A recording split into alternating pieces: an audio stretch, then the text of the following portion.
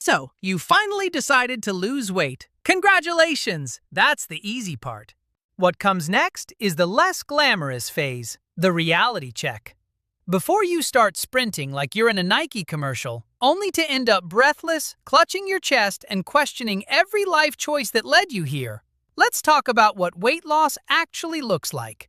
Because if you don't understand what's coming, there's a very real chance you'll quit before you've even broken a useful sweat. We're going to break this down into 3 painful but necessary phases: initiation, progression, and maintenance, each more humbling than the last. And for the grand finale, we'll tackle the biological reality of weight loss, because your body is absolutely going to fight you every step of the way, like an angry toddler refusing bedtime.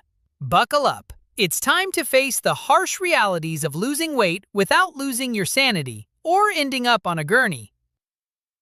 Step 1. The initiation phase, because injury isn't a flex. Congratulations! You've decided to stop being a sentient beanbag and actually move your body. That's huge. But before you storm into the gym like a gladiator, let's pause for a quick reality check. Your body is not ready for war. If you've spent the last few years mastering the art of sitting, standing up too fast is already a challenge. So lifting heavy weights or running miles is not the heroic comeback story you think it is. The initiation phase is about flexibility and cardio, 2 things most people are aggressively underprepared for if their main form of movement has been getting up to grab snacks. Skip this phase, and your body will file an official complaint in the form of torn muscles, joint pain, or a dramatic ER visit where you explain to a doctor that you injured yourself picking up a dumbbell. Flexibility, because your body is rustier than an abandoned swing set. If you've lived a mostly horizontal lifestyle for years, your muscles and joints are about as flexible as a frozen chicken. Jump straight into intense workouts, and you'll be in so much pain, you'll wonder if you accidentally signed up for a horror movie instead of a fitness plan. This is where stretching comes in, but not the kind where you attempt the splits and immediately regret every decision you've ever made. If touching your toes feels as realistic as winning the lottery, start smaller. Bend over and touch your knees. Hold it for 10 seconds. When your body stops screaming, try going a little lower. Yoga and Pilates are your best friends here. No, you don't need to twist yourself into a human pretzel on day 1. Just follow the movements, breathe, and resist the urge to laugh at the instructor who can fold themselves in half while you struggle to sit cross-legged. And here's the key. Hold each stretch for at least a full minute. Not 10 seconds, not 30. A full minute. Your nervous system needs time to realize you're not under attack before it lets go, much like a stubborn toddler who needs reassurance before calming down. Cardio, because stairs shouldn't feel like Mount Everest. You don't need perfect flexibility before you start cardio. In fact, working on both at the same time is ideal, unless you enjoy the sensation of your lungs setting themselves on fire after 30 seconds of jogging. If climbing a few flights of stairs has ever made you pause and rethink your life choices, congratulations, you need cardio. But let's start realistically, because running a marathon right now would probably send you directly to the afterlife. How to build cardio without dying. Want to walk 10 kilometers eventually? Great. Start with 100-meter intervals. Walk, breathe, repeat.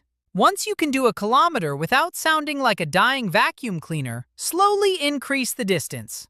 If your knees hate you, try cycling, swimming, or rowing. Low impact, high payoff. Breathwork bonus. Short bursts of controlled hyperventilation, 20 seconds to 2 minutes, don't pass out, followed by slow, deep breathing. This improves oxygen efficiency, reduces cramping, and increases your odds of surviving your workouts. How long does this take? The initiation phase should last about 6 weeks. Aim for activity 6 days a week with at least one rest day. Trying to push through the pain? Congratulations! You've unlocked a free injury that will slow you down even more. Bottom line, start slow or suffer later. Your choice. The progression phase. Suffer now, thank yourself later. If you've made it this far without collapsing dramatically onto your couch, congratulations! Now comes the real work. The progression phase is where you actually train, building strength, endurance, and resilience. You'll feel stronger, but you'll also learn an uncomfortable truth. Progress requires consistency, not heroics. Start where you are, not where your ego thinks you are. If 5 squats leave you wheezing like an old accordion, start with 5. It may bruise your ego, but overestimating your abilities and getting injured is far worse. Sustainable progress comes from gradual improvement. Each week, aim to improve something. 1 more rep, 1 extra set, or simply doing the same workout with less complaining. Small wins compound faster than reckless ambition. Progressive overload. Tough love for your muscles.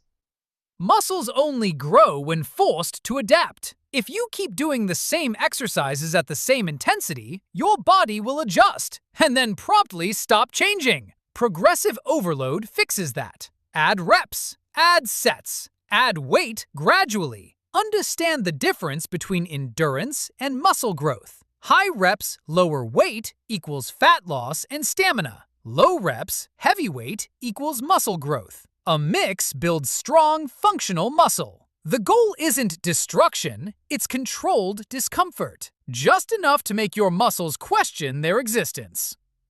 Body weight versus weights. Pick your poison. Bodyweight training is convenient, brutal, and requires no equipment. It's great for consistency and overall fitness, but it eventually hits a ceiling. Weight training allows targeted muscle growth and long-term strength, but requires access to equipment. Neither is superior. The best option is the one you'll actually stick to. Workout frequency. Progress without self-sabotage. Training every day without recovery is not discipline. It's self-harm in athletic clothing. A solid routine includes 3 to 5 workouts per week, 1 to 2 rest days. Paying attention to pain that doesn't feel productive. Recovery isn't weakness. It's where growth actually happens. Pain might be weakness leaving the body, but too much pain is your body begging you to stop being reckless. This phase can last months or years. Eventually, exercise stops feeling like a battle and starts feeling normal. That's when you enter the final phase. The maintenance phase. Congratulations, you're here forever. Welcome to maintenance, the phase with no finish line. Unlike initiation or progression, this phase doesn't end. Because the moment you stop, your progress disappears faster than your motivation on leg day. Aging, the ultimate sabotage artist. As you age, recovery slows, joints complain more, and your body becomes increasingly efficient at doing nothing. If you want to move well later in life, consistency now is non-negotiable. Training smarter, not harder, is the goal. Adjust intensity, protect your joints, but never stop moving. The real secret. Stop making fitness a punishment. If your only motivation was losing weight, quitting once you hit your goal is almost guaranteed. Sustainable fitness comes from finding movement you genuinely enjoy. When exercise becomes part of your identity instead of a temporary chore, maintenance stops feeling like effort and starts feeling automatic. Movement as a lifestyle. At this stage, fitness isn't about aesthetics or short-term goals. It's about staying strong, mobile, and functional for decades. The sooner you stop treating exercise as a temporary burden and start treating it as a lifelong habit, the easier it becomes to stick with, forever. Thank you for watching, and see you in the next one.